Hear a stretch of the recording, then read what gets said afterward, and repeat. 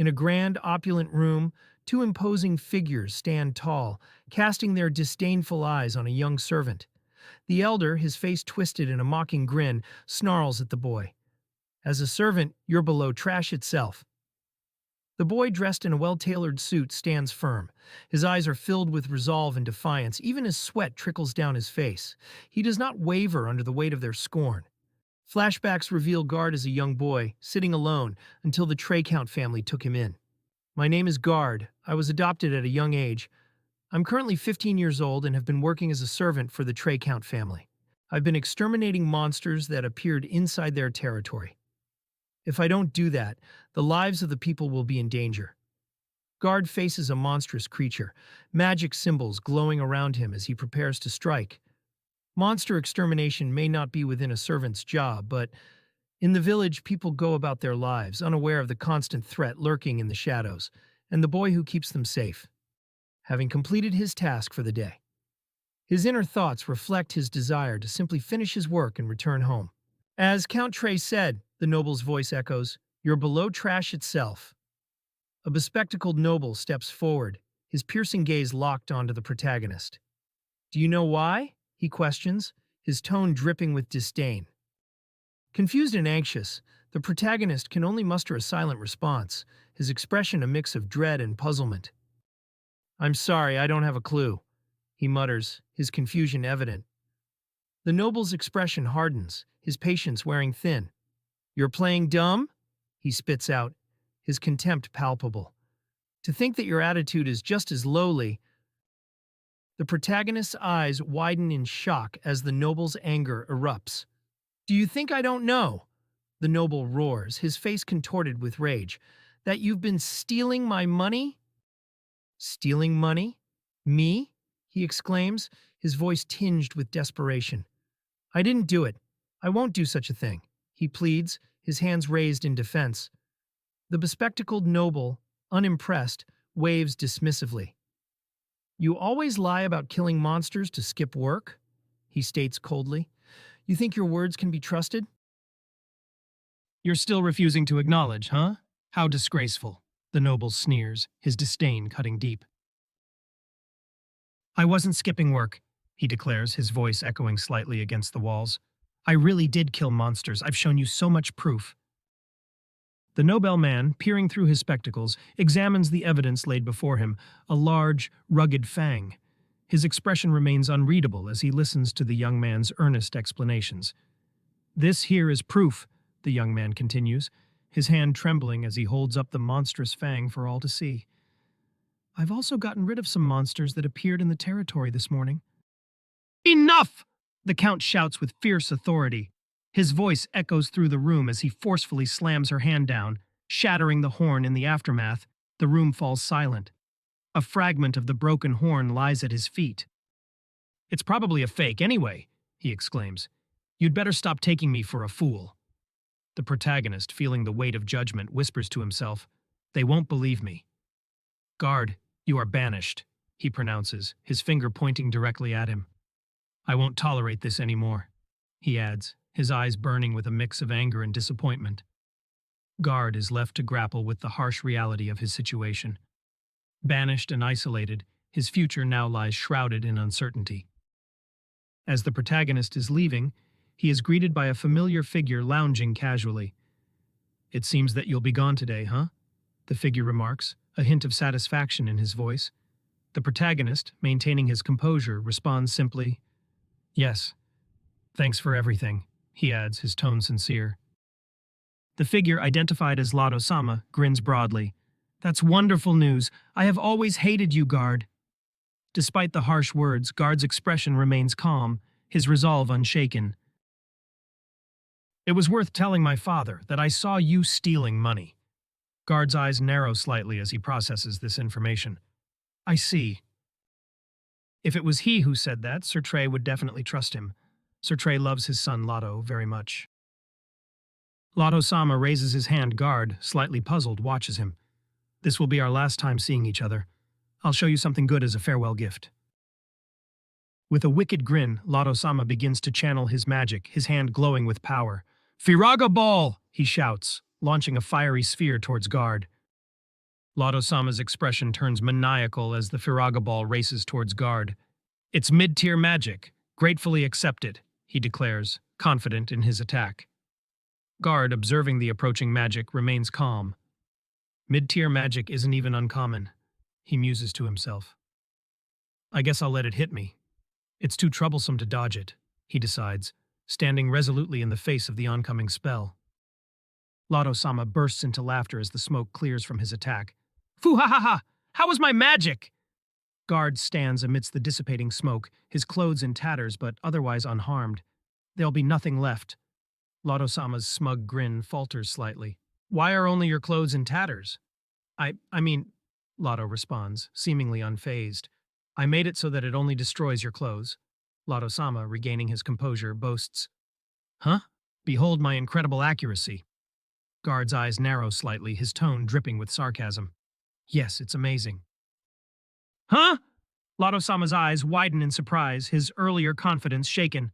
That attitude annoys me, he screams, grabbing Guard by the collar.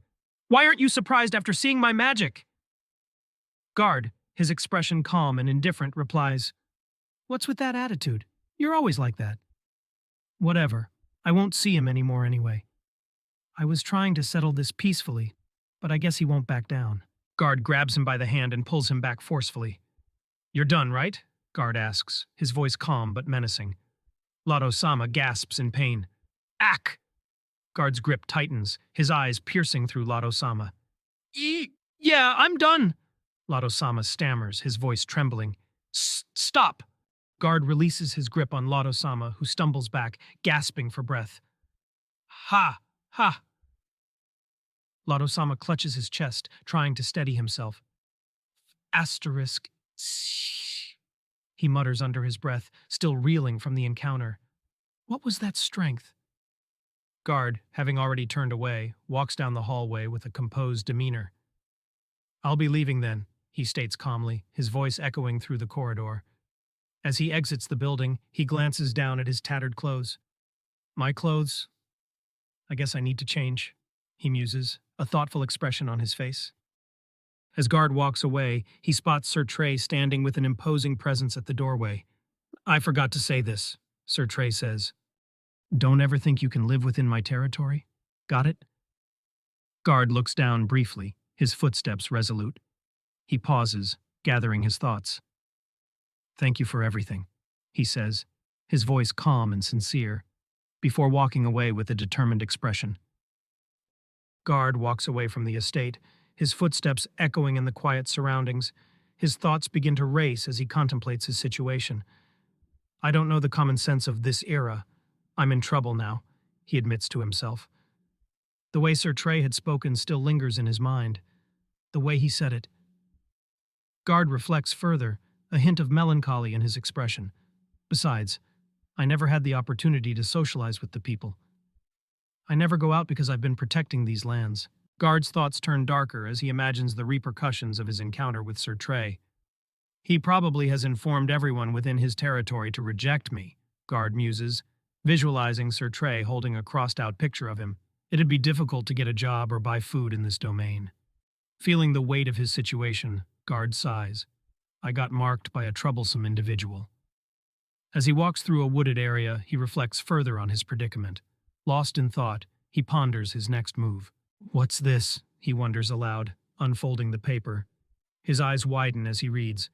Remillion Magic Academy, recruiting students.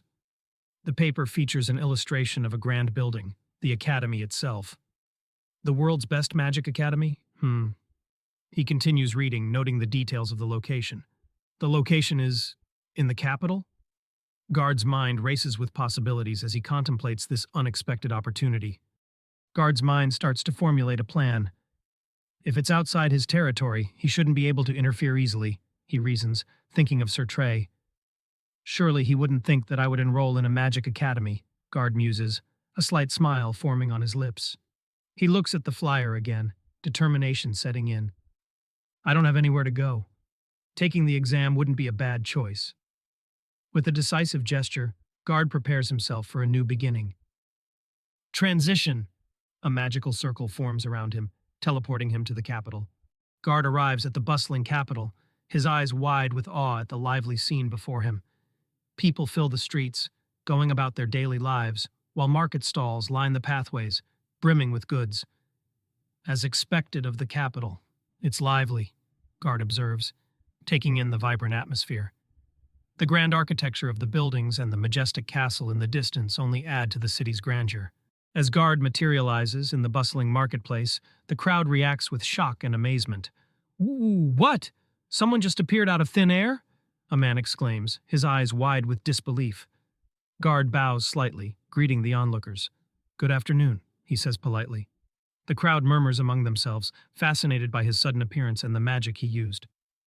"I've never seen such magic," one person whispers. "Who is that man? Is he a nobility?" Another questions, watching Guard with curiosity and awe.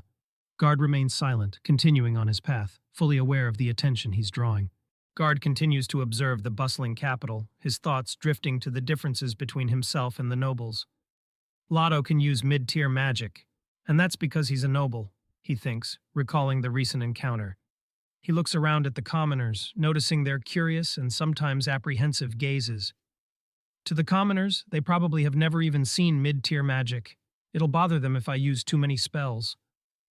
Guard decides to blend in, not wanting to cause any unnecessary attention.